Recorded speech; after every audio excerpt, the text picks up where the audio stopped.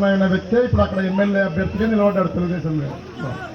అతను చేయలేకుండా పోయిన పని ఏదైతే ఉందో 114 చెరువులు కాంట్రాక్టర్గా ఉండి చేయలేకపోయిన పని ఉందో అది ఆ పనిని మేము కాలువలు తవ్వడం పనిని మేము పూర్తి చేస్తాం ఖచ్చితంగా. కాలువలు అయితే మంచి వర్షాలు పడ్డప్పుడు మనకు చెరువులకు నీళ్ళు వస్తాయి.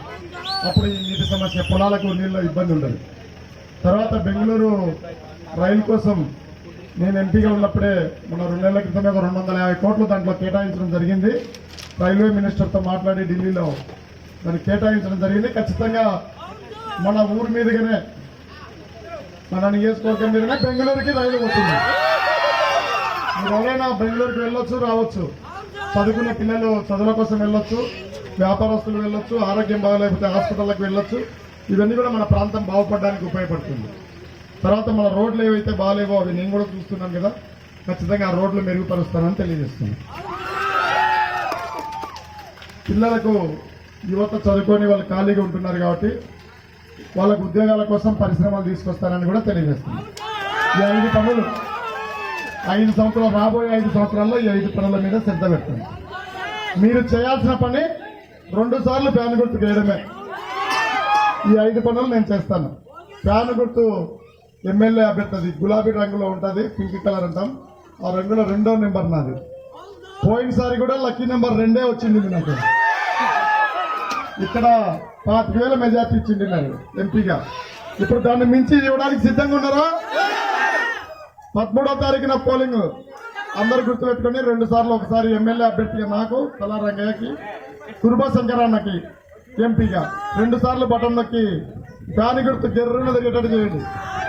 12 రోజులు కష్టపడండి. ఏమాత్రం ఏమార్పాటు పనికిరాదు. అవతల డబ్బు సంచులు కరిగిపోయినాయి, ఇంకేమి ఇబ్బంది లేదు. వాళ్ళకి భయం కూడా పట్టుకుంది. డేరా కూడా క్లోజ్ కొంచెం దించినారు లోపల కనపడకుండా. థ్యాంక్ యూ అమ్మా. జై జగన్. ఉంటాం, మీ నమ్మకాన్ని పోగొట్టుకో, మీ కుటుంబాలకు ఎంతో కొంత ఉపయోగకరంగా ఉంటాం. 24 గంటలు మా తలుపులు తెరిచే ఉంటాయి. ఎప్పుడు వచ్చినా మీరు మాతో మాట్లాడచ్చు. మీరు ఎప్పుడు ఫోన్ చేసినా మీ తలుపు తట్టేదానికోసం మేము సిద్ధంగా ఉంటాం. కళ్యాణదుర్గం నియోజకవర్గ అభివృద్ధిలో మాత్రం మీ ఆశలకు అనుగుణంగా పనిచేస్తామని మాత్రం జగనన్న నాయకత్వంలో ఖచ్చితంగా చెప్పగలుగుతాం. ఇటువైపు మనమంతా ఉన్నాం. సుదీర్ఘకాలం శుభమైన అశుభమైన మనం ఒకరింటికి ఒకరు వచ్చాం, అన్ని వ్యవహారాలు చేసుకున్నాం, అన్ని చేశాం. కానీ అటువైపు వచ్చినటువంటి వ్యక్తి ఎవరైనా మీరు చూశారా? కళ్యాణదుర్గంలో ఏ నియోజకవర్గ, ఏ గ్రామానికైనా, ఏ కుటుంబానికైనా శుభంలోనూ అశుభంలో వచ్చినటువంటి పరిస్థితి లేదు. కానీ 6 సంవత్సరాల క్రితం కళ్యాణదుర్గం నియోజకవర్గాన్ని ఉద్ధరిస్తాను, ఈ 114 చెరువులకు నీళ్లు ఇస్తానని చెప్పి కాంట్రాక్టర్ అవతారం ఎత్తి వచ్చాడు. ఆ ప్రభుత్వంలో అరకొర పనులు చేశాడు. జగనన్న వచ్చిన తర్వాత ఆ ప్రభుత్వంలో చేసినటువంటి కాలువ భూ నిర్వాసితులకు కూడా ఈ ప్రభుత్వంలో మనం డబ్బులు ఇచ్చామనేది సందర్భంగా మరొకసారి గుర్తు చేస్తున్నా.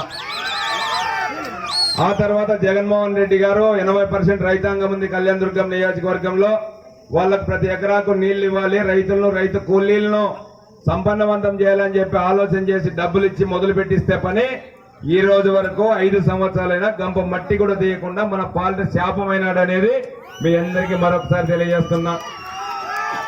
ఈ రోజు మన తోటల్లో 4 పల్లాలు శనికాయతనాలు వేసుకుంటే నీళ్లు రాక 12-13 గన్నులు కొట్టాడు.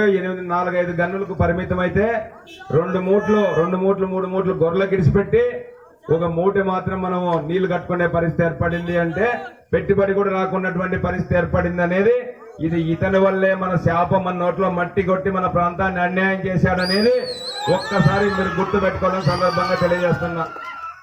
మరి ఇప్పుడు వచ్చాడు తెలుగుదేశం పార్టీ అభ్యర్థిగా. కళ్యాణదుర్గం నియోజకవర్గానికి ఓటరు కాదు, కళ్యాణదుర్గం నియోజకవర్గంలో తెలుగుదేశం పార్టీలో పని చేయలేదు, రాష్ట్రంలో కూడా ఏ జెండా పట్టుకొని పని చేయకోకున్నటువంటి వ్యక్తి కళ్యాణదుర్గం తెలుగుదేశం పార్టీ అభ్యర్థిగా వచ్చాడు. అంటే కళ్యాణదుర్గం నియోజకవర్గంలో తెలుగుదేశం పార్టీలో 100 మంది నాయకులు ఆస్తులు పోగొట్టుకొని కష్టపడి 40 సంవత్సరాలు పనిచేసినటువంటి వాళ్ళు ఉన్నారు.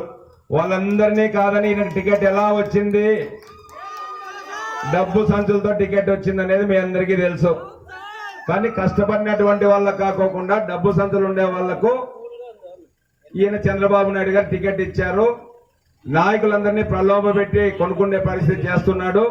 ఓటర్లను కూడా కొని ఈ ప్రాంతాన్ని లూటీ చేసుకోవాలని చెప్పి ఊరు బయట డేరా చేసుకొని రెడీగా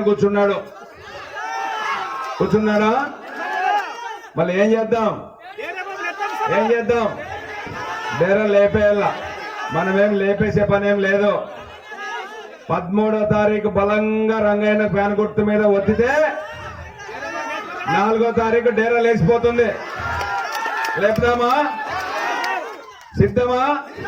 సిద్ధం తప్పకుండా లేచిపోతుందంటే అనుమానం లేదు కానీ పెద్ద మెజార్టీ ఇవ్వాల్సిన అవసరం ఉంది ఎందుకు అడుగుతున్నానంటే ఒక ఫ్యాన్ గుర్తుకేమో రంగయ్యకు ఒక ఫ్యాన్ గుర్తుకేమో శంకర్ నారాయణకు ఓటేయాలి ఎంపీ అభ్యర్థిగా అనంతపురం ఎంపీ అభ్యర్థిగా శంకర్ నారాయణ కళ్యాణదుర్గం నియోజకవర్గం ఓటర్లతోనే ఎక్కువ మెజార్టీ ఇచ్చి మనం గెలిపిస్తే రంగయ్య ప్రభుత్వం నుంచి నిధులు ఎలా తీసుకురావాలో